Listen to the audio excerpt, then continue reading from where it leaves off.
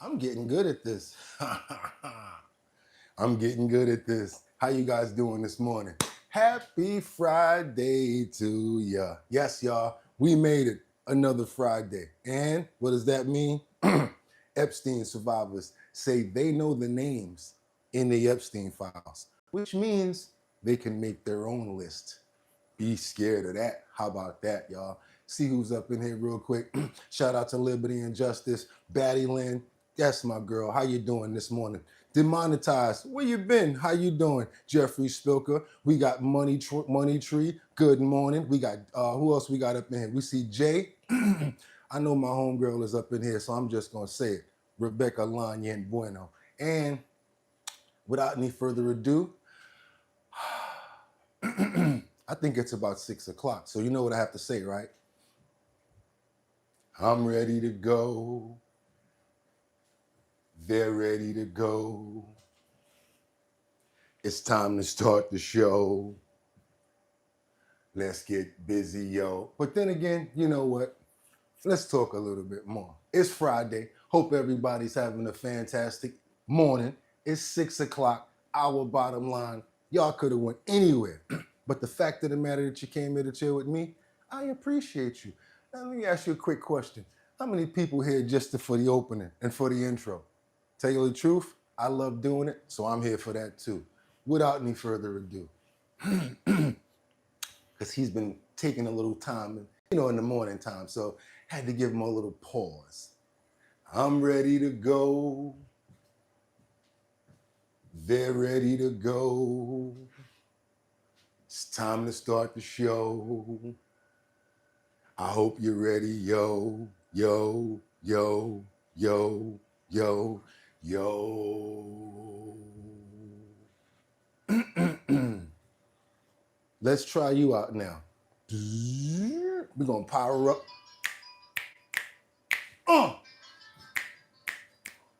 Yeah.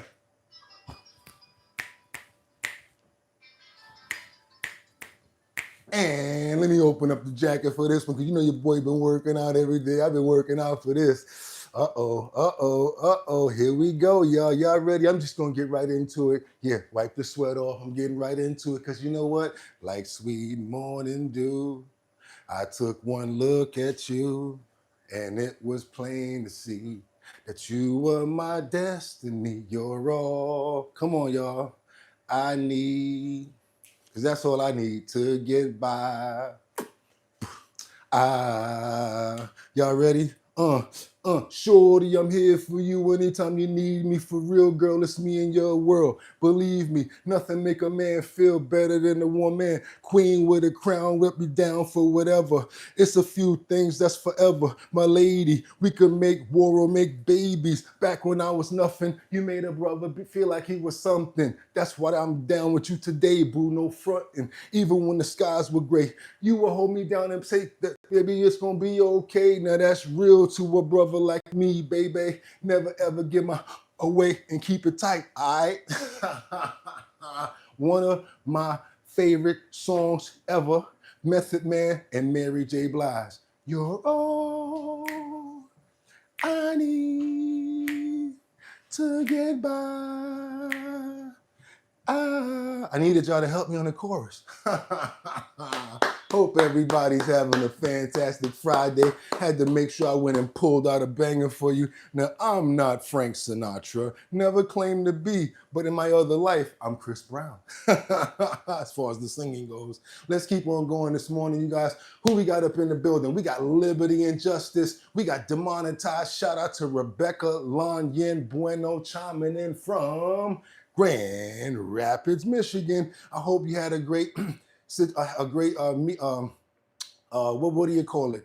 Appointment yesterday. Hope you had fantastic reviews. And if you didn't, don't even matter, because we're still praying for you, sis. We're still praying for you. Who else we got up in the building up here? We got Ajmaj, AJ, Mark Dolphin. Good morning, New York City. And without any further ado, you guys know how the show go. It's your boy BOOGOTTINYC, and like I always tell you, y'all could have went anywhere. But the fact of the matter that you came here to chill with me this morning, I appreciate you. We're going to get into it. Why? Because I got a full clip of nothing but work. to get into, you guys. I got a full clip, and what am I going to do? I got 5 on it. I'm going to stack 5 videos at a time. You guys going to stay on point so that we can make sure that we're staying relevant to what's happening. Also, like I always tell you, let me know what state, city, and the time that you're chiming in from. And without any further ado, let's get into these titles. Let's go, y'all. Let's go. We have, what do we have here this morning right in front of us? We have Trump. The Epstein survivors say they know the names in the Epstein files. Be worried. Be very worried about that title, because the Epstein survivors say they know the names in the Epstein files. And if you guys don't want to give them out, we sure as hell damn will. And guess what? They're all standing together in their sisterhood. I can't tell you but nothing, but I love the way that they're standing together. And with that pain and the stress that they've been going through, they're actually showing their strength together. I love it. Let's keep on moving forward, because now what do we also have? We have a controversial video that seems to show an MTA train operator allowing children to drive a train. Yes, guys, I got that video for you. Craziness going on, craziness. And last but not least, we got the rapper Snoop Dogg. Do, do, do, do, do. Do, do, do, do, do, do, do, do, do.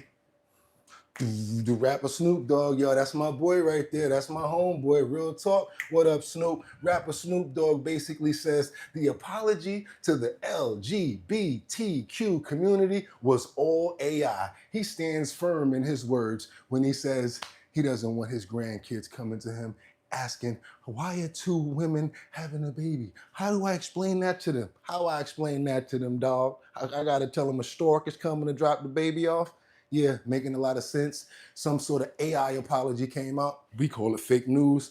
Guess what? Snoop standing strong in his words wasn't him. And let's keep on going, y'all. We got work to do. We got to get right into the White House right now, because we got some gaffle going on right with the president, because he's starting to talk about what I like to talk about: tariffs, what we need to be dealing with moving forward, security of the country. And I'd like to see him talk a little bit as well. So you know what? Let's go, y'all. We got it right here. We would be a 3rd world nation, Trump says, if he didn't have tariffs going on. Let's go, y'all. Let's get it. Good morning, everybody. Happy Friday to ya. 1913 is when they ended tariffs. We were the richest ever from 1850. It was all tariffs. We didn't have income taxes. From 1850 to 1913. In the 1887s, about 1887, they had the Great National Tariff Act. And it was a group of people that got together because our country was so rich, they didn't know what to do with the money.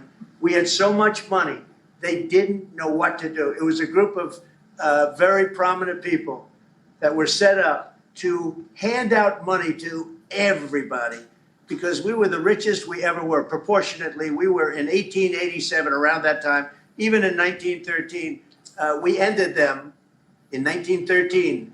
How did that work out? And then we went to the income tax system, and then we had the Depression.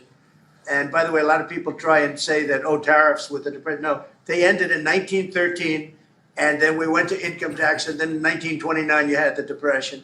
They did try and bring it back in 1931-32, but the Depression had long started, and this poor, beautiful nation was gone.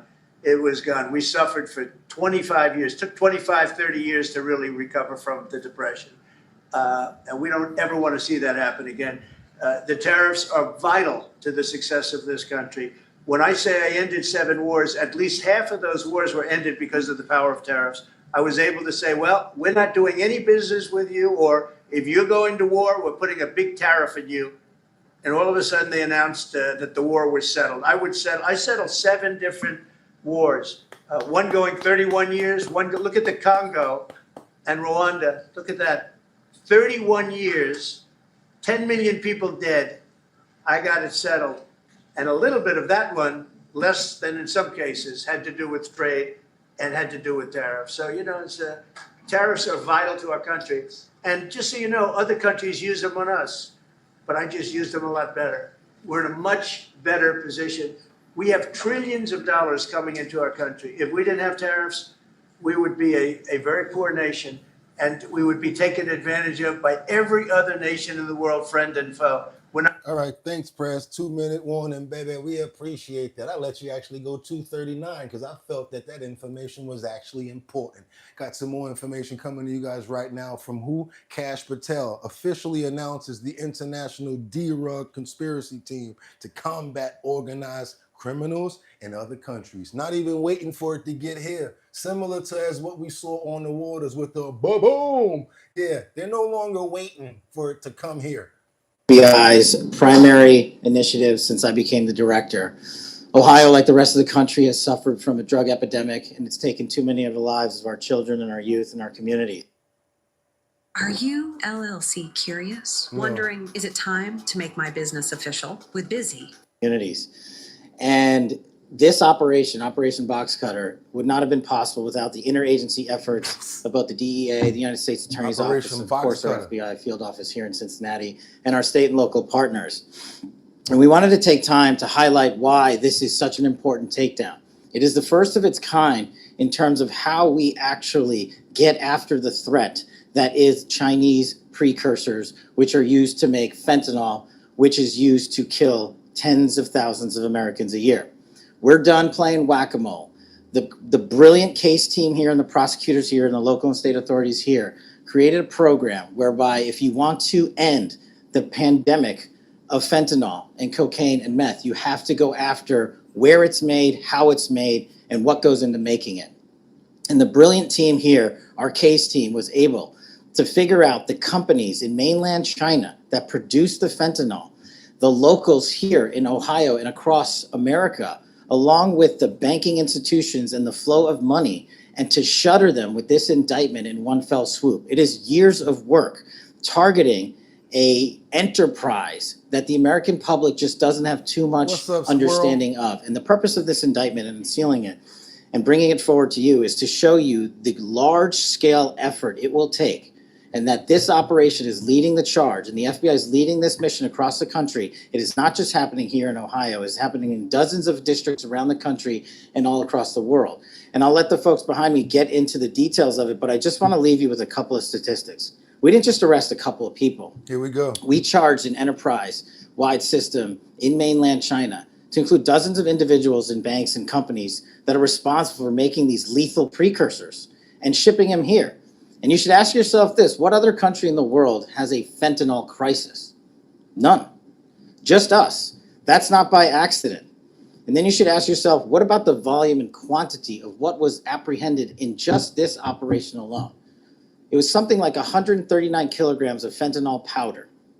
That's enough lethal doses for 70 million Americans. To put that in perspective, the state of Ohio has a population of 12 million people approximately. That's 5x Ohio. They also seized over 525 grams worth of powder that can be used to make fentanyl pills. That's enough to kill another 270,000 Americans. This stuff is lethal. It is for too long, there has not been attacked. And that's why the priority at the FBI is national security and violent crime. And this case demonstrates the intersection of those two top mission sets that the FBI has. And we're proud to stand here in Ohio today in the first of its kind effort to lead this takedown, to lead this initiative. And we're relying on you and the media to read these indictments and look at the complexities in which the CCP mainland operations will go through to import these substances to the Mexican drug cartels and put them onto our streets here through local operatives.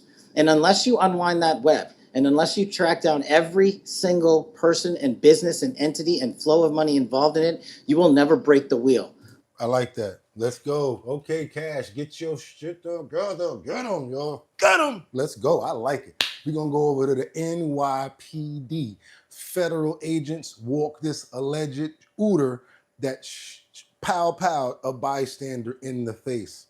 A 69-year-old lady that lost her life in East Harlem. Only thing she was doing was walking down the street in the morning, and this 18-year-old piece of dog crap ended her life. Excuse me, guys, for saying that, but that's basically what he is, and I don't care if anybody has a problem with it. He's trying to hide his face, but sadly, that's how he ended her life, by powing her in the face. Glad they got him. This is the guy that ended the 69-year-old lady's life. Yeah, trying to hide his face. 18 years old. What you say to the family? Yeah. What you got to say to the family? Not even gonna make a joke about the cuffs because it's not even, it doesn't even matter at this point. And it's after the fact, which is sad. It's already a problem. It's already done. So that's a terrible situation right here. 18-year-old, 69-year-old lady. All she was doing was walking down the street, going to the store. And her husband came out and said, I didn't even know that she was going outside. And he runs off, of course, tries to hide out somewhere. Don't even be a man and step up. All right, now you want to hide your face. We get that. We get you want to hide your face. We understand. We like to go surfing over here. We like to go surfing and find people's faces. You know, we like to find people's faces, Trapper Dawn and this 69-year-old lady who lost her life. That was the scene right there that morning. So you guys don't just look at it like, oh, what happened? That was the scene that morning when this beautiful woman that was minding her business was walking down the street and this situation happened to her, right? So now we go down here real quick, right? Her name was Robin Wright, because I like to give people their flowers and say their names. Her name was Robin Wright. She lost her life by being struck in the head on Northeast 110th Street in Madison Avenue at 12:25 p.m. down the block from an apartment that she shared with her grandson. She was fatally pow at Park Avenue and 110th Street Wednesday, August the 27th. And again, this is him right here, the teenager, 18 years old, that, you know, basically did this. What's his name? Fazil McCants, 18 years old. Yeah, come on, Phil. You know, we gotta get up. You know we gotta do that. You know what I'm saying? Let you see what you're looking like over there, Phil. You know, definitely a terrible, tragic situation that happened to this, like I said, beautiful woman, minding her business, walking down the street, but he felt like he wanted to be a YN that day. Okay, I'm gonna keep on moving forward. I wish I do hear somebody talking about free Phil, free whatever, because you know that's what they're gonna say. Oh, my son didn't that. He was protecting himself. Y'all know it wasn't him. Come on now. Whole community out there, he was a good kid, went to school, he was great on the basketball team. Hey, he wasn't too good at ills naming. We're gonna keep on moving forward right now. Terrible, tragic situation right there. Y'all know what else we gotta do, right? We have to pray again for the life of the lady Robin, who lost their life from that tragic event. And we hope that justice is brought to him, to the family, as well as some sort of resolve and calmness and peace. We ask that today in Jesus' name. Amen. Happy Friday, guys. We got to keep on moving forward. Here we got to keep on going. We got to get on over to Louisiana. Where doom doom doom doom doom doom doom doom doom doom doom doom doom doom doom. That's right. ICE, baby, appears, and they open a new detention facility dubbed Camp 47. Also, Kristi Noem is there to basically open it up and stamp it because, you know, they lost a lot of locations. They got a lot of backlash going on right now. So let's get on over to Louisiana lockup as ICE opens up a new detention facility dubbed Camp 47. Attorney General Pam Bondi as well as Kristi Noem. Attorney General Pam Bondi as well as Kristi Noem, all stepping up to the microphone. Let's listen in.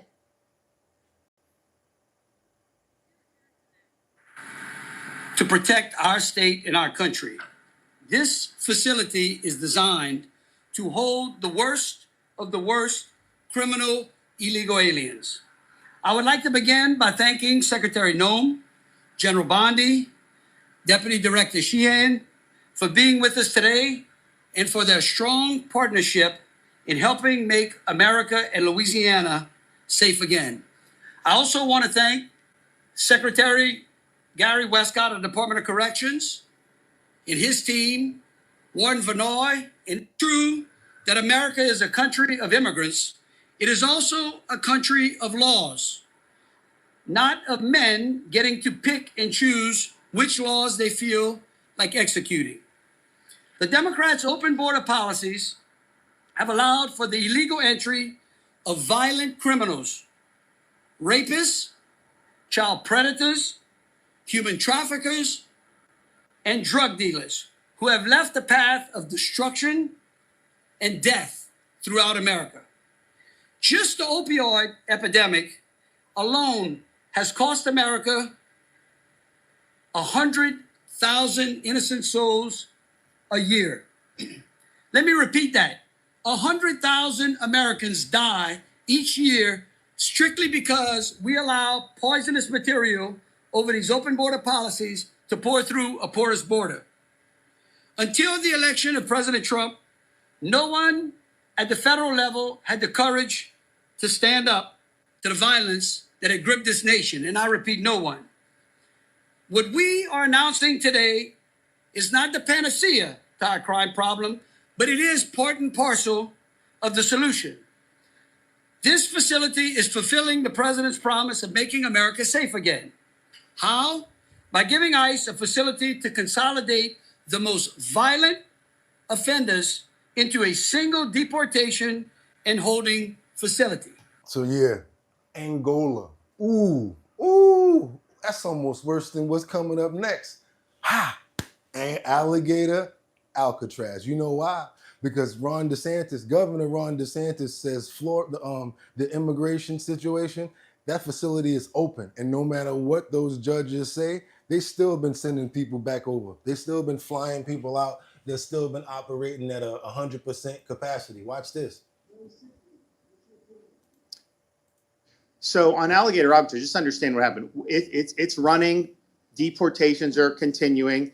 You had a very partisan judge that issued a ruling saying that that DHS couldn't send any more there until, whatever. So they appealed, we're doing that. So DHS hasn't sent more, but all that stay stuff, that's happening right now. We stand ready, willing, and able to accept who DHS sends. Remember, our role at the state, we don't conduct the actual deportations. We process, stage, and then DHS takes them away. And because we've had alligator Alcatraz, you've had thousands and thousands of deportations that might not otherwise have happened because they didn't have enough room to be able to do it. So we're ultimately going to win that fight. Now, I also announced that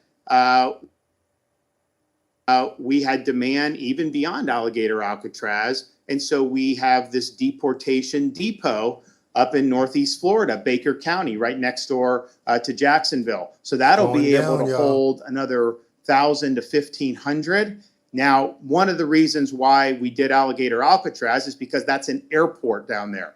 And so they built the temporary facilities with federal reimbursement. I mean, I hear people say, oh, Florida is out this money. No, we spent money and we will get reimbursed. And getting illegals out, that saved you money because they are costly if they go to the medical care or all this other stuff. But we're getting reimbursed for all that stuff. So Florida will clearly benefit from a taxpayer perspective. I don't think there's any question about that, given all that's said and done. But there's the runway right there. So you go a couple thousand feet and DHS can pick them up and go. So that was why it was really attractive from an efficiency perspective. Baker County is not far from the Lake City Airport. It's just going to require loading people and driving. It's like maybe 10 minutes down the road, and then they can be flown out of Lake City. That's it, y'all. Okay, it's still going down in alligator Alcatraz. So just in case you guys needed some updates, probably didn't know what was going on with that, still going down in alligator Alcatraz. We got to go ahead and give you guys some Epstein information because some Epstein information. The survivors say they know the names and they will discuss it. Check this out, you guys. They have no problem with creating their own list. Again, a bunch of people that came together, and it seems like it was kind of like out of a bad situation came a beautiful situation. Because as we see them all together, standing together in their sisterhood, you actually see a lot of solidarity and strength in those numbers. Let's keep on moving forward, you guys. I like the way that they got together and did this. They're supporting each other. Be here today. My name is Lisa Phillips, and I'm the host of an award-winning podcast, From Now On, where I interview survivors.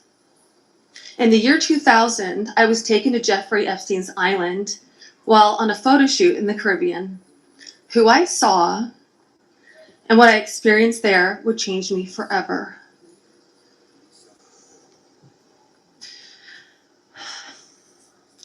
For months, I had to avoid Jeffrey, but he told me that if I wanted to succeed as a Ford model, he could make it happen. And he was right. He introduced me to Katie Ford and many others in the entertainment business. His grip on the modeling business was undeniable. Not just the Ford family, but Victoria's Secret, Faith Cates, Jean-Luc Brunel, Victoria's Secret. Epstein's reach went to the very top of fashion.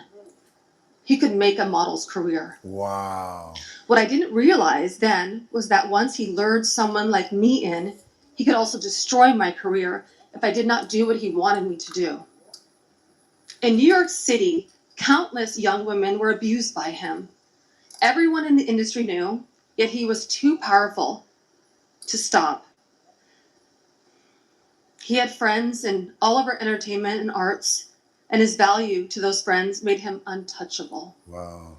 But I ask you why? Who was he to our government that he was allowed to operate openly for decades? Why was he allowed to sponsor visas for young models, using their immigration status as leverage to abuse them and silence them? Epstein was not just a serial predator. He was an international human trafficker. And many around him knew this, many participated, and many profited. And yet he was protected. I know what it's like to be trafficked to others. Wow. I know that the files contain the names of powerful men who have been shielded because of their fame or their fortune. So I stand here today, not just for myself, but for every woman who has been silenced, exploited, and dismissed.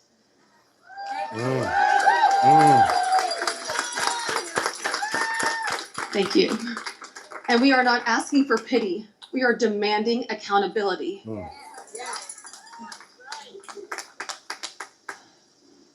Congress must choose. Will you continue to protect predators, or will you finally protect survivors? Transparency is justice. Release the files, end the secrecy, and stand with us in declaring that no one, no billionaires, no politicians, not world leaders, is above the law. I know what you want to say. Say the rest of it. And let me announce now. Say it. Several of us Epstein survivors have been discussing creating our own list of names. There you go. Yes. Dum, dum, dum, dum. We know. Uh-oh, uh-oh, uh-oh, uh-oh, uh-oh, uh-oh, uh-oh, uh-oh, uh-oh, uh-oh, uh-oh, uh-oh, uh-oh, in the DMX voice. Come on, y'all, double tap that screen, get those likes up. If you have not already, come on, you know your boy is boo bap, doing this thing this morning, this Friday morning, doom, doom, just got paid, doom, doom, Friday night. Oh, I can't sing that song because y'all ain't put nothing in the kitty yet, but I would appreciate it because I don't turn down nothing but my collar, and I'm only wearing 2 today. Also, do your boy a favor right now. Go ahead and subscribe to the channel if you have not already done so. Trying to get up to that 50,000 subscriber mark. I'm coming after some influencers right now because they're not working as hard as us, and they shouldn't be having those numbers. We working for hours. We want every single subscriber over here. That's why we work this hard, because we love what we do. That's right, y'all. Double tap that screen, hit that notification bell. If you, oh, let me get this dude up out of here. He think it's a game. He think it's a game. Hold up on a minute. Let's do it together, y'all. Y'all ready? Boom! Out of here. Let's go. He wanted us to do it together. See ya. Hope we never see you again. Bye now. Hope we have a good morning. Do you? Hope we never see you again. Keep on moving forward over to Harvard University, where there were another obstacle yet for the Trump administration to have to deal with. This judge has done a reversal on the administration's freeze on the funding that was supposed to go to Harvard. And guess what, you guys? I'm going swimming. Dum, dum, dum, dum, dum, dum, dum, going swimming after this. I'm going swimming in the comments to get rid of some trolls. Just have some fun, y'all. Let's go. Honestly, that makes me very relieved because I have like big research goals. I know other people here also have like research goals. They want to have their projects funded. They want to have their own startups. And these are really cool ideas that I think need to be supported. So I've been wanting to like create like custom stem cell therapies for heart disease. And obviously like that needs funding, that needs support. So specifically for me, this funding not being cut is funding that can come towards my project, come towards my goals, and hopefully in the future, like this is a goal that can like become realized and enter the market. But it made me happy to know that like the judicial system is sticking up for us and that they'll have our back, and they're always gonna like fight for the truth and fight for an institution that also cares about the truth. I think it's fantastic news. I think obviously it's very justified and that the administration's actions were overstepping their boundaries and were unlawful. Again, you know, a lot of that money is being used for life-saving research to advance, you know, research in Alzheimer's, cancer. It's being put to good causes, and it's not like the advances that are being made from Harvard are insular. They're to help the general public. So I think it's really exciting news. I think it's probably going to be appealed, but I hope that it holds true. But I think it's a good start. I think that was a good idea too. I'm sorry, you guys. I was swimming and I was really getting busy in the comments right there, so I had to come up for some air real quick. We got rid of a ton of trolls. That was a whole bunch of fun. As long as you guys got that information, but also I want to put something on top of that information. The fact that the type of research that they're trying to achieve is what they're. Put it like this. I think that monetary shouldn't be stopped because what they're trying to achieve with that monetary is something that can help human beings moving forward. Research for cancer and things of that nature definitely should be funded. What do you guys think? Do you think that they should stop funding for stuff like that? I don't think so. I don't think that they should, even though they may be angry about, and pushing back about a lot of things that's going on out here right now. I still don't think that that's correct the way that they're going about it. Los Angeles, California, we've got a bystander that confronts a street worker involved in a hit and run on Figueroa. The driver crashed into a waiting vehicle at 100 miles per hour. There's now a $50,000 reward that's out there right now to solve this situation right here. This man lost his life abiding by rules, waiting at the light, and next thing you know, he gets ran right into. It's a terrible, tragic situation. And hopefully somebody is able to get this $50,000 from what happened. Let's go. A $50,000 reward is now being offered to find the driver in a deadly hit and run in South LA. Yeah, police just releasing video of the incident in hopes of catching the suspect responsible. Eyewitness News reporter Sid Garcia is live in Baldwin Hills, where police are trying to track down a woman they believe was behind the wheel. Sid. And detectives are really hoping, guys, that substantial reward will lead to an arrest. Yeah, we got your face. We got your face. I don't care, you just hit her. You just hit her. This is the person the LAPD South Traffic Division detectives are looking for. She's 24-year-old Sierra Whitaker. Police tell us she's the driver behind the fatal hit-and-run crash that killed Emerson Gonzalez Escobar back on July 5th.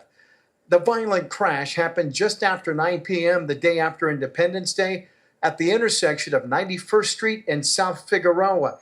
Detectives say Whitaker was driving the white Porsche Panamera just under 100 miles per hour when she crashed into Gonzalez Escobar, killing him. He was waiting for an ambulance to pass him while he was waiting to make a left turn from East 91st Street to South Figueroa.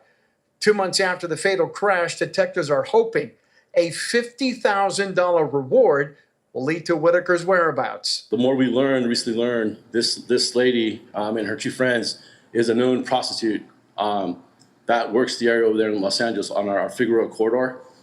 She also frequents Las Vegas. From what we're hearing, we know a lot of people know who she is.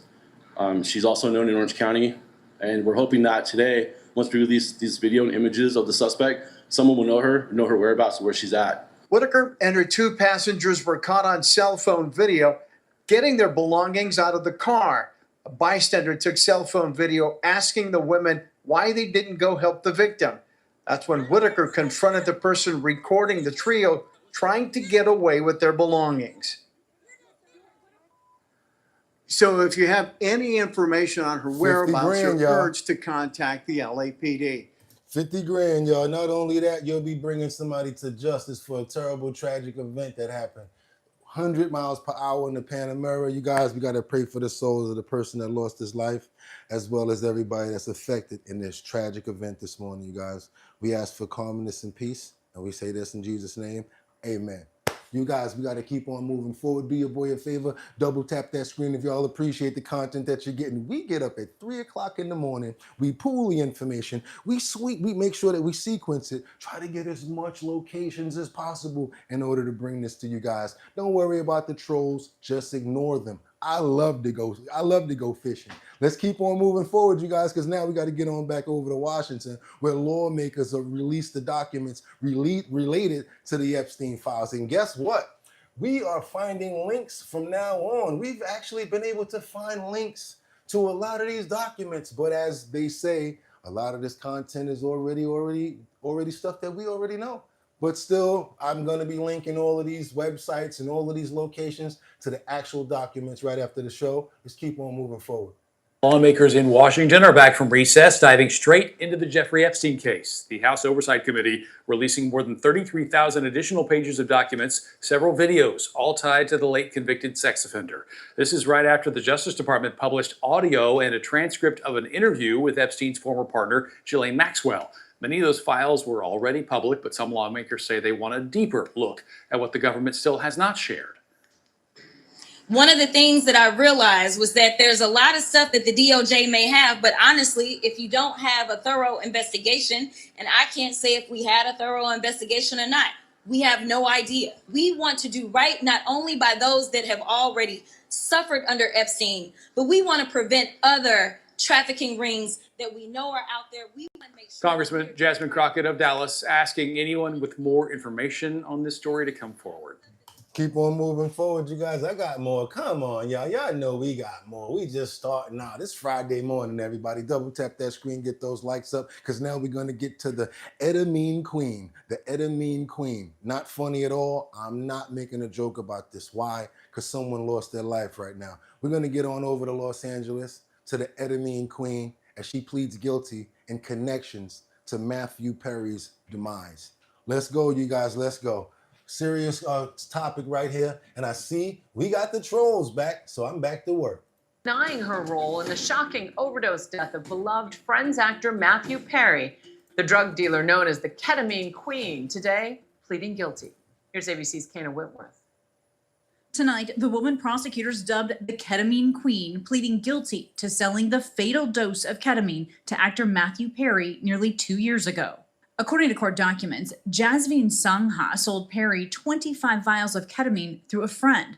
More than a week later, 25 more vials followed in exchange for cash. Included with the order, ketamine lollipops as an add-on. The Friends star had been candid about his lifelong struggles with addiction, opening up to our Diane Sawyer a year before his death. You say, addiction, the big terrible thing, is far too powerful for anyone to defeat alone. But together, one day at a time, we can beat it down. Yeah. Your disease is just outside, just doing one-arm push-ups, just waiting. Wow. Waiting to get you alone. Wow. Perry found unresponsive at his Los Angeles home in October of 2023. The autopsy report says he died from the acute effects of ketamine.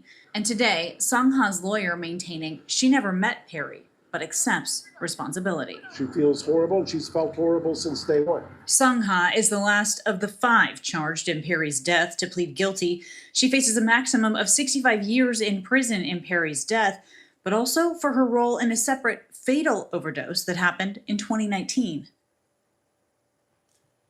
You heard what he said? He said your disease is out there waiting for you, doing one-arm push-ups. And it's waiting to get you alone. Imagine feeling something like that so strong over you. And that was a fantastic actor, great show, good person as far as we know. Terrible, tragic event. Hopefully everybody gets closure in this. And it's good that, everything is coming out. We ask for more closure and more peace in this tragic event, you guys. Someone lost their life in this. Amen. We'll keep on moving forward, and we're still working with these trolls, getting them up out of here. Now we got to get over to the Princess Lolita, which is the name of Jeffrey Epstein's plane. And this plane right here was said to be even sicker than we thought. This looks like a nice plane from outside, but the things that went on this plane right here, looks beautiful, very nice and big and everything like that. So many things went down on this plane, it's not even funny. On the tarmac, it looks like any other jet. A plain white Boeing 7. On the tarmac, it looked like any other jet, a plain white Boeing 727 parked in the Florida sun. But when the doors opened, the passengers weren't just businessmen. They were presidents, princes, supermodels, and according to survivors, young girls who never should have been there. Inside, it felt more like a 1970s lounge than an airplane. Red couches, recliners, and a bed in the back. One aviation expert later said, when you get inside the aircraft, it's a playground. That was kind of creepy. And the logs proved it all. Meticulous records showing who flew where and when. Clinton, Prince Andrew, Naomi Campbell, anonymous females. The world now knows it by a single name, the Lolita Express, inside the plane. Epstein's 727 wasn't sleek or modern as you might expect. It was retro, seedy, and oddly theatrical, very much to Epstein's nasty taste. Aviation consultant James McCloskey, who toured the plane in 2020, said, when you get inside the aircraft, it's a playground. Everything lays out to be a bed. That was kind of creepy. There's no chairs for anyone to sit in except for the lie flat chairs. The decor looked like a time warp from the disco era. Red couches, velour-style recliners, a dining table, and a full bed in the rear. Reporters who boarded after Epstein's arrest found the bed still made up and noted a bottle of baby lotion sitting on a counter. Took a little page. I see who your boy Diddy got his pages from, huh? He must have had a little bit of situations going on, but I don't want to say nothing because Diddy about to get out, and a lot of people ain't gonna like that situation because he's gonna be on some payback. I'm telling you, when Diddy come out, he said the first thing he trying to do is go to Madison Square Garden to perform. Are you guys gonna go to that performance? Let me know. Keep on moving forward. Thank you so much for the $1.99 super chat, Courtney. We appreciate everything. What do you say? You are handsome. Are you married? No, I am not. Go ahead and shoot your shot. Do your thing. I'm not married. Let's keep on moving forward. It's going to be on right now. Let's go, y'all. Wednesday, the release of The Thing in theaters. Come on, y'all. Let's laugh a little bit. Tired of all being all choked up or whatever. Are you guys going to go see this movie? I hope I don't get in trouble for playing this. And maybe this will make movie companies say, hey, maybe we can advertise on this guy's channel after all.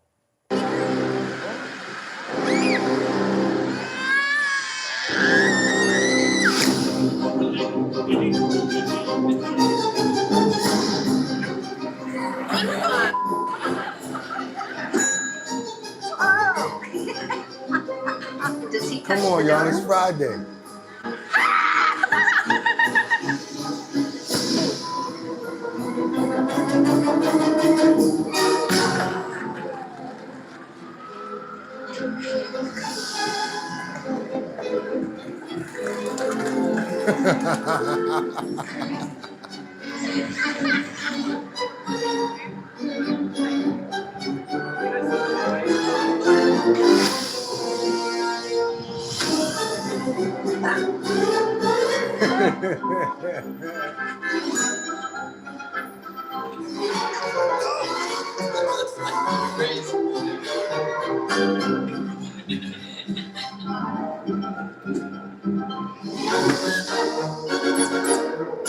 Oh my God.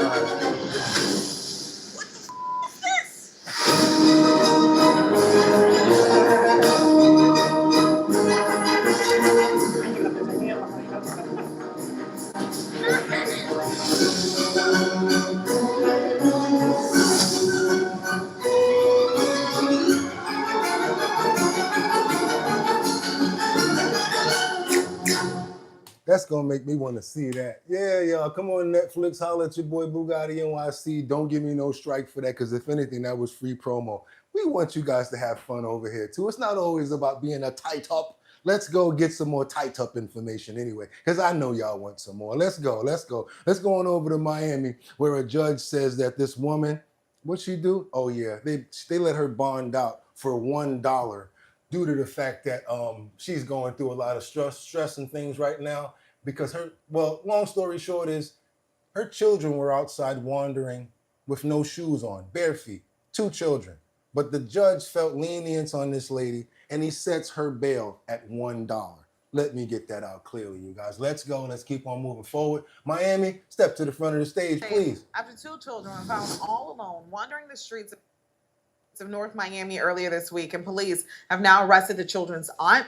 Local 10's Jolina Esperto is live outside of the jail in West Miami-Dade with the details. Jolina.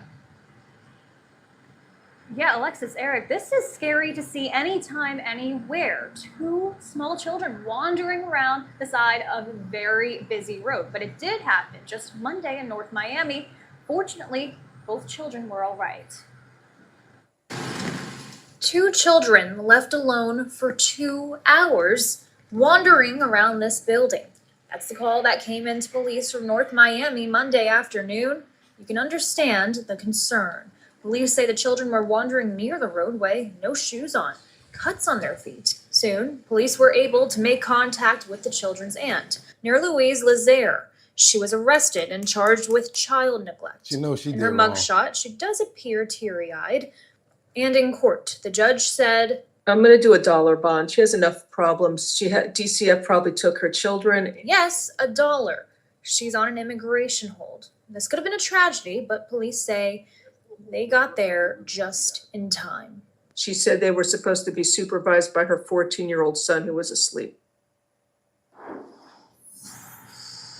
So they gave her $1 bail. What you guys think about that right there? $1 bail. And yes, she's supposed to be on hold, but the reporter says she's waiting for her to come out so she can interview her. Didn't ever have a chance for that to happen. What do you guys think about that? Children outside wandering.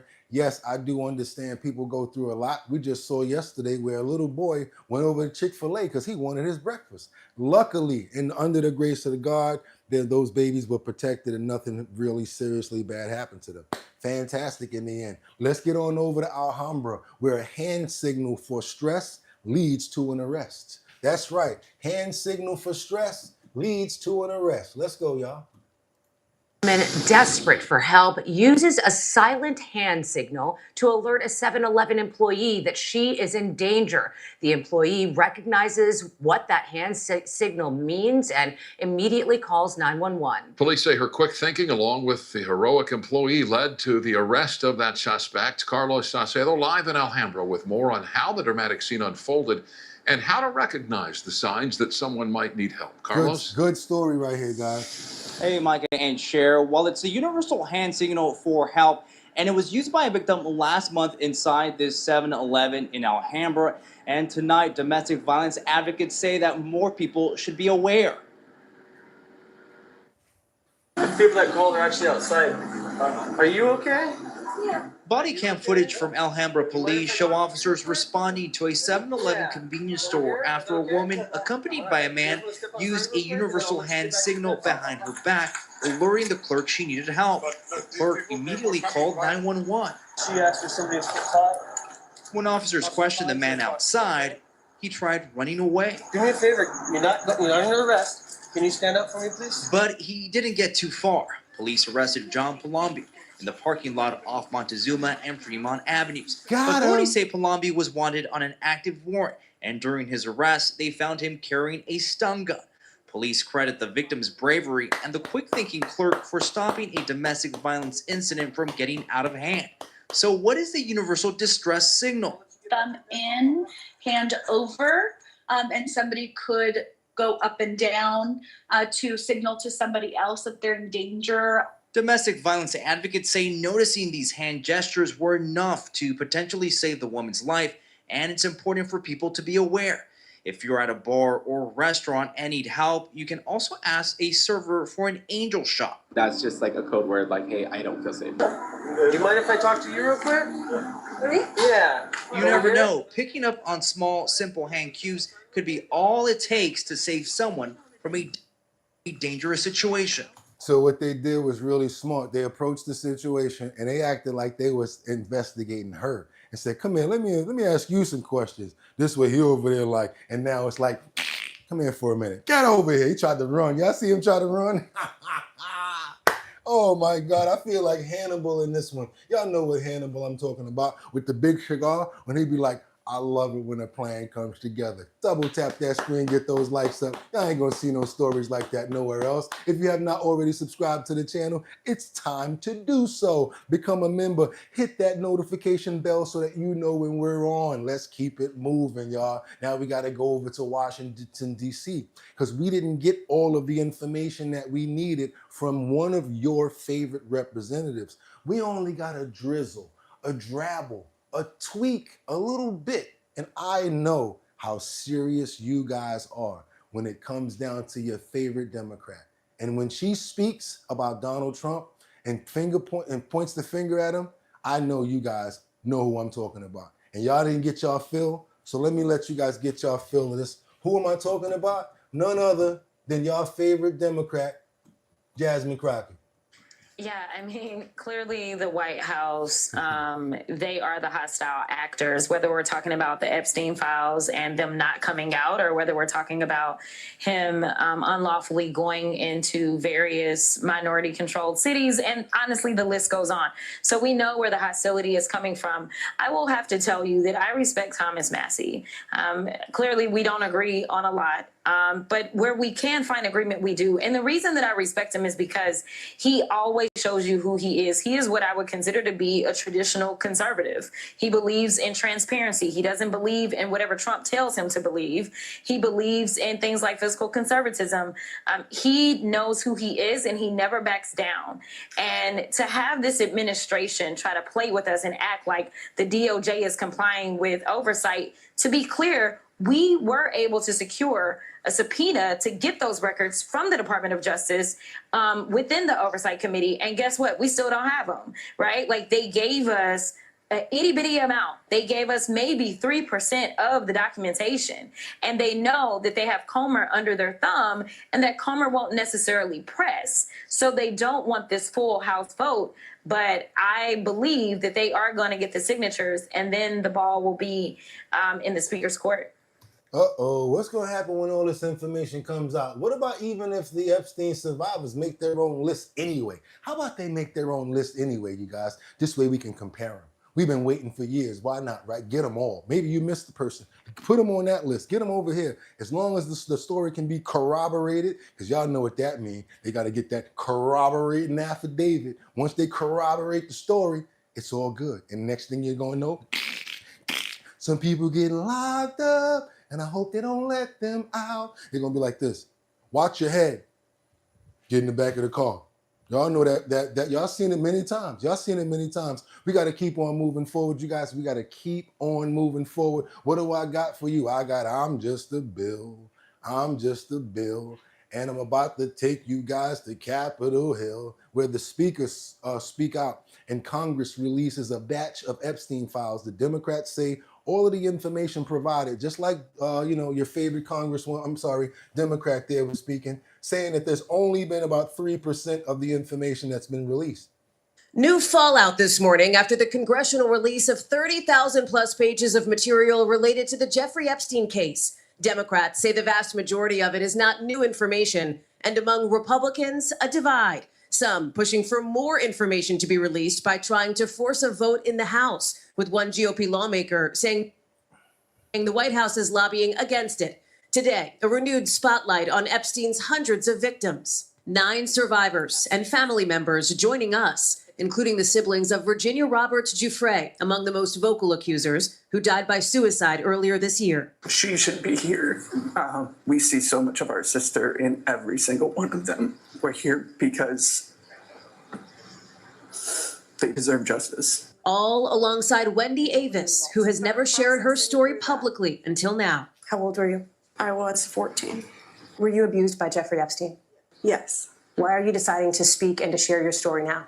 Because not everybody is getting justice, and that's not right. Avis says she met Epstein as a teenager living in Florida, burying the memory of her abuse until years later. As an adult, it brings up a lot of mental health issues, and I've thought of hurting myself, and not now, but, over the last 6 or so years when we're victims, how many more of us do we have to lose? In a show of solidarity, they're asking for accountability and especially transparency from Congress and the Trump administration. This administration ran their campaign on this. It's your duty to do what your constituents, the American public is asking you for. Have any of you had any communication with the DOJ? No. Nobody in this room has heard at all from the Department of Justice? No. They say they're angry. A top DOJ official spent 2 days interviewing Epstein's convicted co-conspirator, Ghislaine Maxwell, who's serving a 20-year sex trafficking sentence. And while White House officials have said President Trump is not actively considering a Maxwell pardon, he hasn't publicly ruled it out. Show of hands, who would like to see President Trump definitively rule out a pardon for Ghislaine Maxwell? Every single one of you. Just toying with the idea is an insult. What's the next step that you want to see? For them to finish this so that it can be over. It is heartbreaking to go on the news all the time and see all of this. Well, we won't get accountability until they reopen an investigation. It's not just about the past and holding people accountable. It's what's going to change in the future. Right. And my fear in all of this is that we are promoting a culture of silence. What is the message that we are sending to survivors of sexual violence about coming forward? There you go. Drop them bombs on them. And I love the fact that they threatening and saying, we will make our own list. I bet you rich people like this right now. Oh my God. Doom, doom, doom, doom. They're doing Thriller right now. Scared to Dill's Neff. Oh my God. And if anything come back to those little kids, I can't wait for them to get those locked up. And please don't let them out. Watch your head. Yeah. Look at your last pizza shop. Look at your last Chinese restaurant, movie theater as you go in and do your time. Anybody that harms children deserves those silver bracelets. There we go, y'all. Now we're going to get over the do, do, do, do, do, doom, doom, doom, doom, doom, doom, doom. We got to get on over to Snoop Dogg because the rapper Snoop Dogg, he's keeping it real and he calls out the LGBTQ, XYZ, whatever they call it, community, saying that his comments on his apology was AI. Fake news. He stands strong on his original words about movies having so much going on with them as far as little children in movies. I don't think I condone it either. Let's get on over to Sky News real quick and let them cover this. Let's go. Now, a rep for Snoop Dogg, who's making a lot of news in Australia, a rep for him has said that a widely reported apology from the rapper over comments he made about LGBTQIA storylines in kids' movies is actually fake news. He hasn't apologized, has refused to back down, and has not said sorry for those comments. I don't know why he needs to say sorry because he has said some shocking things in the past, but the comments he made about that movie I think were pretty mainstream. Kinsey, he's got a gig coming up in Australia, a very well-paying gig, rumoured to be collecting between $2 and $3 million to perform at the AFL Grand Final here in Melbourne. Tell me about this non-apology. How did it get reported as news all around the world? Well, some say that it was deleted, and perhaps it was. Maybe he had a social media manager that, acted without his permission. But the fact that his reps have come out and said, no, not really. I mean, I think that's really interesting, but I'm with you. Why should he apologize? All he said was, I don't know how to respond to my grandchild about where these two cartoon lesbians obtained a baby, a stork. It's a tough question without an obvious answer. Snoop is just keeping it real. Well, that's it. And he is who he is. And I think if you engage his services, you shouldn't be expecting some politically correct performer. He's going to say what he thinks. He always has. Now, he not only going to say what he want to say, he going to light up in the parking lot. He going to light up in the lobby. He going to light up in the elevator. Do you know other countries and other places basically roll out the red carpet so Snoop Dogg can puff wherever he want? And you don't hear nothing about them canceling that concert at all, right? Because they want the dog over there. And half the people are actually with him and what he's saying. What am I supposed to tell my grandkids about these two women that's together? A stork's bringing them the baby? Come on, dog. That's what's up. That's the dog right there. Go ahead, y'all. Double tap that screen. Let's get on over to Washington right now. I got some more Jeffrey Epstein information. There's a serious response to President Trump and his statement claiming that the Democrats are fueling the Jeffrey Epstein inquiries. And they also say that they're done being scared. All of the victims, as you can see, the way that these girls and these ladies are uniforming and unifying is unprecedented. And Ali Vitale, I know you were there yesterday, listening to these women and then hearing the response from President Trump. We heard the one woman with Lawrence last night reacting to President Trump's response and say, I voted for the man and I'm disgusted by what he said, that this was a hoax and that it's somehow Democrat-led. Well, Marjorie Taylor Greene was out there leading the charge, so it's obviously not led by Democrats. But I'll tell you, the bedfellows that this story has made and the people it has disgusted when you have Ro Khanna and Marjorie Taylor Greene working together on this kind of tells you everything.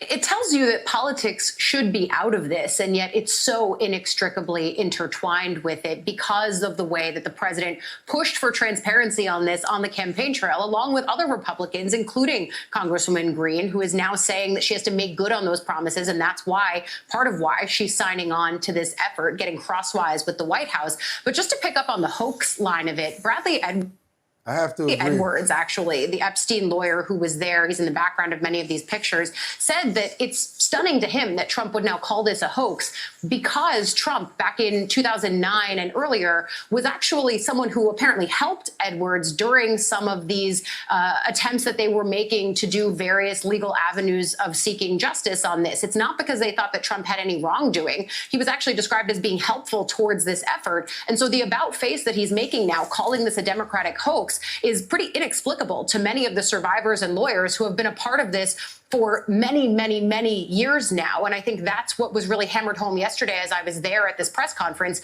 is the ways that these women have tried and lost opportunities for justice in the past. And as much as that has been painful for them, they still have this hope for transparency now, speaking directly at some points during that press conference to the president, at other points speaking to members of Congress, saying, we just want transparency here. In some cases, they hope that transparency brings them clarity on what actually happened to them as they were being trafficked. Makes a lot of sense, you guys. And I don't play one side of the fence, especially when it comes down to what? We don't play one side of the fence when it comes down to common sense. All right? That's going to be another one of our mottos. We don't play one side of the fence when it comes to common sense. If it's 1 + 1 = 2, that's what it is. Oh, I don't care. Democrat said it, and Republican said it, and independent. Stop all that crap. That's why you're here right now. Democrats, Republicans, independents come together, debate. Out of a debate, what do you get, guys? Solutions, conversations, and maybe something can happen out of it. We got to keep on moving on over to We're going over to Miami real quick, you guys, where a baby, I don't know if I can say this word, I'm going to say it like this. A baby was slills-nammed on the floor at a Miami International Airport. And some passers-by, some people that was there, they wasn't too happy about that in the idea. They got involved. And I would have get involved in something like this too. Check this out. Yes, there's some breaking news we're following at this hour. Reports of a child attacked at the airport. We are getting you details about what happened. Let's go live to Local 10's Lenny Supal, who's at MIA with all the breaking details. Lenny. Good morning. It was a horrifying situation, and the woman who rescued the child says it was worse than a nightmare, watching a child trying to be pulled from their parents right here at the Miami International Airport. It all happened here at this ticket counter for Global X. Right around 4:30 this morning, a family was here. They were checking in to their flight to Cappadocia, and that's when the situation took a very violent and chaotic turn. We were checking in a flight for Cappadocia, and one of the passengers had a child in her hand. She was going to check in, and at the check-in time, another passenger took the baby from the mother's hand and wanted to take the baby from her, slammed the baby on the floor a couple of times, and then she was the one that actually went running towards the lady and removed the baby and took it to the counter. Once she took the baby on the counter, the other lady went inside the counter and we called 911. What the? And we understand that woman was arrested a short time Good. later. Now officials are working with the Miami airport and the police department to review that surveillance video and figure out what exactly transpired. But at this point, we understand that attack was not provoked by anything. So we still have a lot of questions. We'll be pressing officials for answers in the meantime. Probably got that baby, that child out of a very tragic situation. A tragic situation, and lucky those people were there. It happened right there. So yes, we're gonna pray for the good news, the fact that the baby is safe and away from that person, even if it's the parent. Maybe the parent was going through some mental breakdown or whatever the case may be, but at no time should the child be struck or sadly slills nailed to the ground, you guys. Amen. Preach. And I'm sorry, prayers up. Hopefully the baby is safe and the head and the body extremities, there's no breakage or any damage to the brain. Amen, you guys. Amen. Terrible, tragic situation. We're going to keep on moving forward to New York. We got to go over to the MTA, the Mass Transit Association, where they're now asking for $3. You guys can see rats fighting. You probably can see somebody getting earned.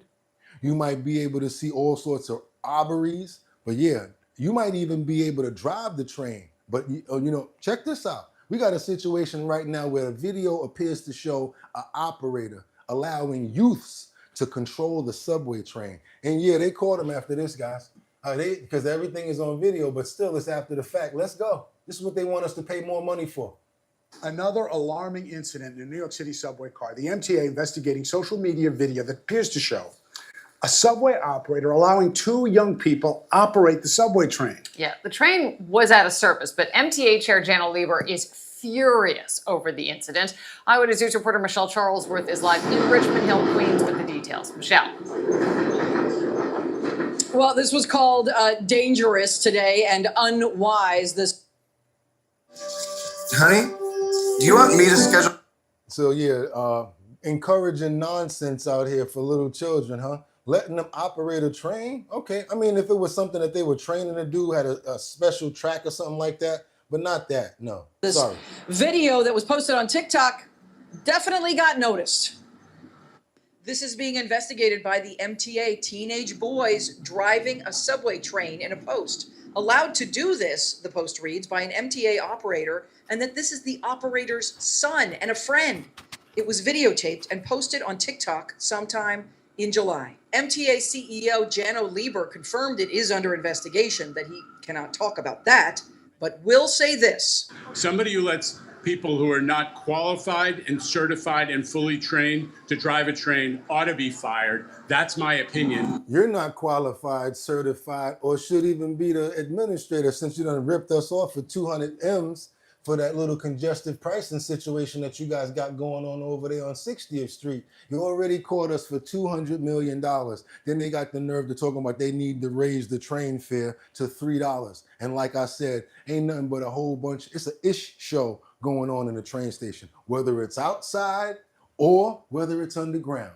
It goes down in New York, y'all, but y'all want to come here, so come on, be a part of it. Keep on moving forward now to a graphic Germany situation that happened in Dresden. We got this 20-year-old model who was recovering from an attack after he came to get a group of women, to save a group of women who were being harassed on a tram in Germany. This guy was a model. Don't think he's gonna ever be a model again because of where the injury is at. Not gonna mark myself because I believe in stuff like that. So I'm gonna let them do it. If you guys are soft stomach, you got children around right now, or anybody that you feel shouldn't see this content right now, because this does have to do with a sliz-ashing. Don't want the kids or anybody to see this right here. So yeah, also if you have a bad stomach, I don't know if you can handle this either. This is a model that came to someone's safety and he wound up like this. He says he'll never model again, of course. Male model's career is in jeopardy after he was slashed across the face in a brutal knife attack. This is what 20-year-old John Rudat looked like before the horrific attack.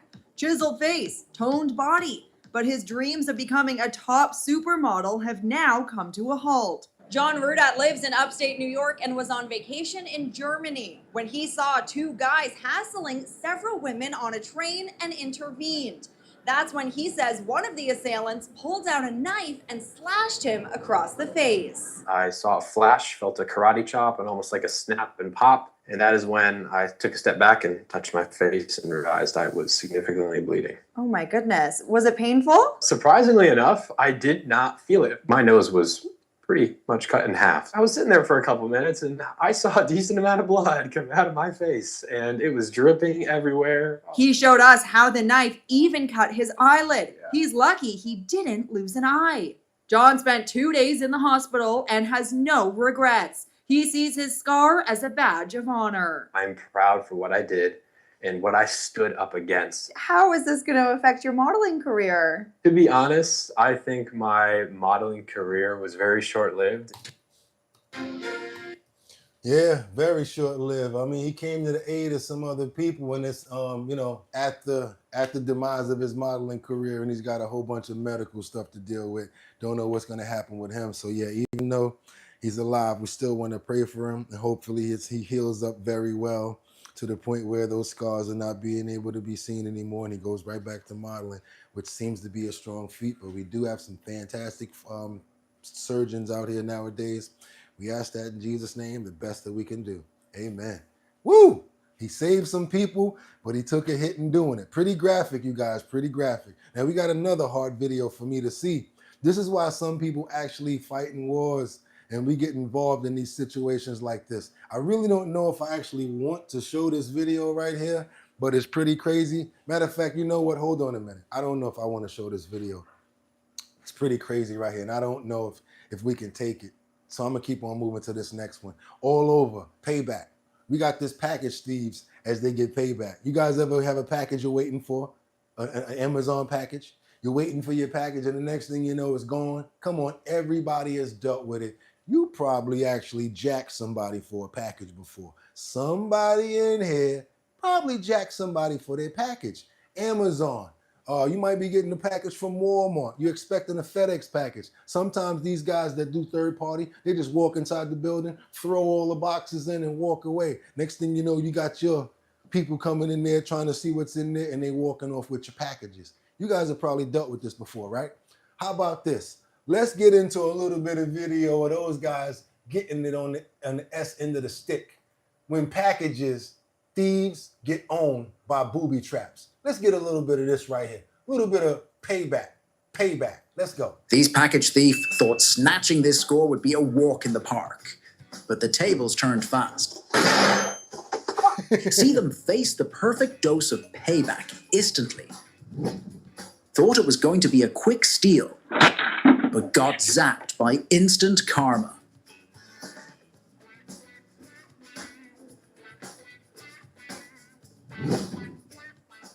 Let's be honest, this booby trap deserves the Nobel Prize.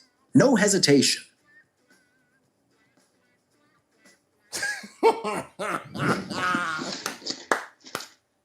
She was already celebrating, thinking she'd stolen the package so easily, until she discovered what was actually inside.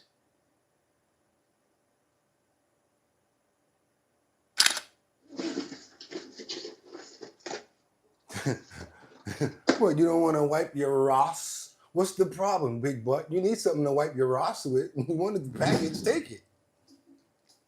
This thief tried to sneak in with confidence, but the camera system alerted the owner just in time. Can I help you? Yeah, it's best you move away. Police are coming. And my favorite of all. Never try to steal from a truck unless you want to live the most vivid nightmare of your life. This is my favorite. This is the maraschino right here, y'all. This is the cherry on top.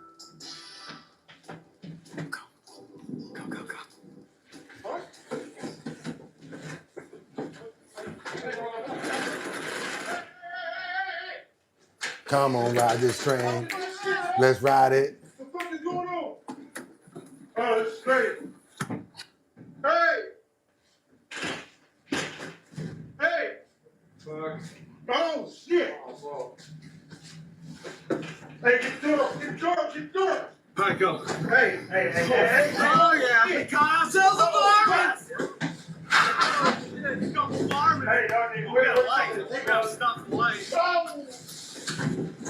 Oh, shit. Yo, should we go this way? Oh, yeah. Oh, shit. We just almost killed pedestrians. Yeah, we did. We just almost killed a few pedestrians. Too excited right now. Hey, what's up, guys? What the fuck? We got human beings in there. We got a couple humans. Oh, shit. Oh, it's sperm. Oh, don't kill him. Don't kill the biker. Yeah, we got to protect the brake hard. That's called scared straight right there. That's scared straight right there. Oh my God! What does that say right there? That's why you don't try to rob a U-Haul. Oh yeah! That was awesome.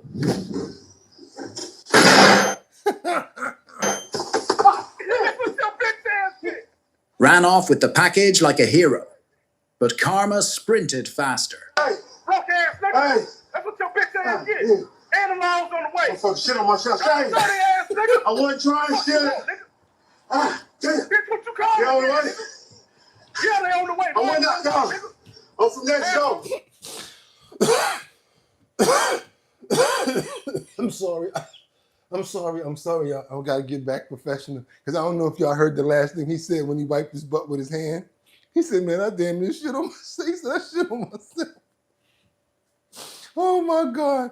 All right, I gotta keep on moving forward. I know that that was good. We need that. We need laughter in our life. It's hilarious. That's right. That's what we need. Oh my God! When he went to pick up that box and that thing went off, that was hilarious. When that German Shepherd ran out of there, that was pretty crazy too. Ooh, let's keep on moving forward, because we're going to go back to my city. We're going to go to New York really quickly, where I remember growing up, I always saw one. They were always around. The owners of the stores always said that they prevented rats from coming in. A few years ago, under Mayor Bill de Blasio, they were actually not allowed to be in the stores. But now, under a new person that's trying to run and lobby, our four-legged friends are going to be able to go back into bodegas. Who am I talking about?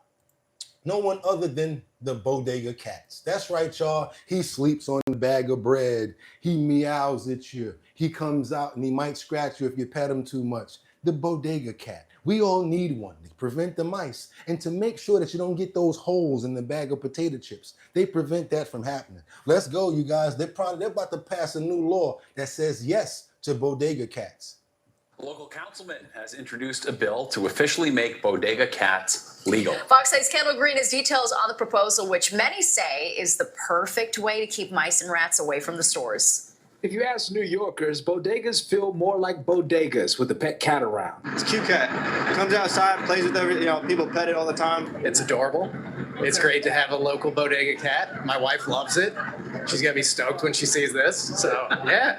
And cats tend to get more love than the workers behind the counter, especially Mia at the bodega on 69th and 2nd, who's featured on a Bodega cat Instagram account. Councilmember Keith Powers also on Insta. The bodega without a bodega cat? You gotta be kidding me. Bodega cats are an iconic part of our city. Everybody knows them, loves them, but yet most people don't know, they're not technically legal. Powers, running for Manhattan Borough President, isn't catting around with the idea of making them legal. He's introduced his new bill that will also establish a free vaccination program for cats that are registered to bodegas, sharing more about the roles they play inside. Keeping it clean, getting vermin out of the way. So they actually play a role within the bodega, but we want to make sure they're legal, they're vaccinated, they have all the resources they need to stay healthy, and that they can be healthy inside the store. Now, shoppers come to this bodega all the time to pick from their variety of flowers here, but when we asked them if they had to choose between the cat and the flowers, well, take a listen to the answer. Cat all day. What are your most favorite reactions you've gotten out of this so far? What did somebody say? I think somebody just asked me when I'm running for mayor based on this bill. Somebody on Instagram just asked me when I'm running for mayor.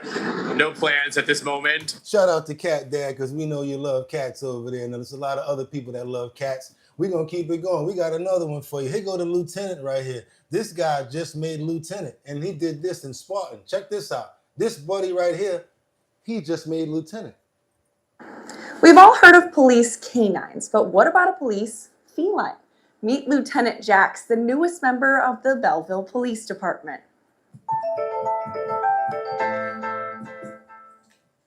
Being new on the job isn't always easy, but Lieutenant Jax has found a way to make himself right at home.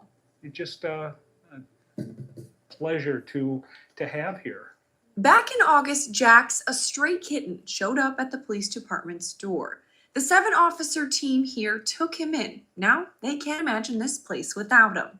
Chief Bill Eichel-Kraut has a dedicated spot for Jax on his desk, equipped with bird-watching videos and everything. He noticed a bigger purpose for this lovable cat right away. It's been kind of a help for us to take our mind off of all the bad we see. And Lieutenant Jax is not kidding around. He takes his job as a therapy cat very seriously. Police records clerk Nicole Coyne says he can sense when he's needed. He's very intuitive. I know when I've had a bad day, he knows and will stick either on you, he'll climb on you, or stick close by you. Often offering a friendly meow to visitors, Jax has also sat in solidarity with a crime victim who came in to talk with police. People can relate to animals, and And I hope you guys can relate to animals. And the fact that us over here at Our Bottom Line, we love them. I could keep on watching these videos all day, believe it or not, because that's what I like to do. Don't like to watch all the crime and other stuff. Just have to report it. And with that being said, if you guys are trying to make some money, this Friday, you guys can make up to $750. All you got to do is go to that link in the description and fill out 2 surveys. One is for about 600. The other one is almost 150. So yeah, let's see if you can make some money and I can make some money too. Also, if you have not subscribed to the channel, this would be the perfect time to do it. If you're not a member, we're trying to get to the 50K, y'all. Let's do it. Go ahead and hit that. Go ahead and sign up. You see, we work hard every day to make sure that we bring this information to you. Also, I don't know if you're a barber. I don't know if you're a detailer. I don't know if you do landscaping, but if you're trying to promote your business, all you got to do, if you're subscribed to us, is send over your promo in a 1080 by 1080 because that's the size that fits in the post area, and we'll promote your brand for you. Send it over to bridgethisllc@gmail.com. bridgethisllc@gmail.com. I'll get it, put it up, and you guys will get the promo for it. Just make sure that you're already a member or already subscribed to the channel. And with that being said, we got that Show Your Talent search that's coming to Brooklyn. That's right, you guys, Bed-Stuy, we on our way. We're going to be doing that talent search where you can make $250 in your borough. And if you win the grand finale, boom, you'll be able to make $1,000. We started off in Valley Stream, but at L&W Wines and Liquors at the Valley Stream, right over there by the by Green Acres Mall. Then we went over to Throgs Neck at the Superstore, the Throgs Neck Superstore with DJ Don Dada. Next, we're coming to Brooklyn and we're looking for our winner over there. Once we're done, we'll come to Manhattan and we'll give one person who wins it all $1,000. I'll be there because I'm the host. I'm the hostess with the mostest, sponsored by Big Drip Hard Punch. You guys want to be a part of the talent search? All you got to do is go over to the website, www.drinkbigdrip.com. 14% alcohol by volume.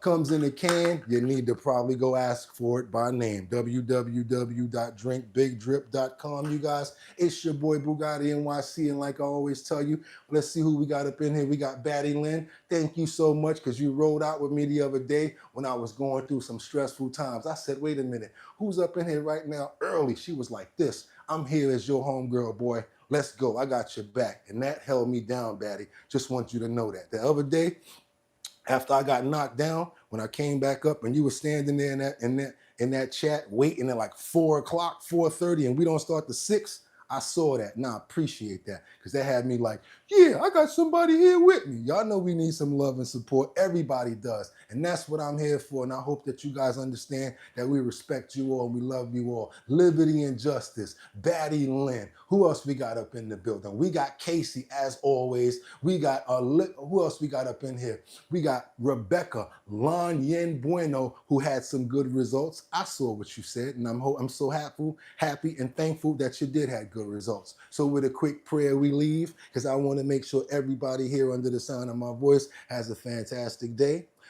It's very safe. Makes it here until makes it back again. Has a fantastic evening and keeps on moving and having a prosperous and a fun and a clean life. That's what we're going for over here. Hopefully everybody has a fantastic day today, and drink some water, you guys. Amen. And with that being said, y'all know what it is. Y'all could have went anywhere, but the fact of the matter that you came here to chill with me on Our Bottom Line, I appreciate you. So till tomorrow, same exact time, same exact show. Let's go. Get 'em. See you guys tomorrow. Peace. 1.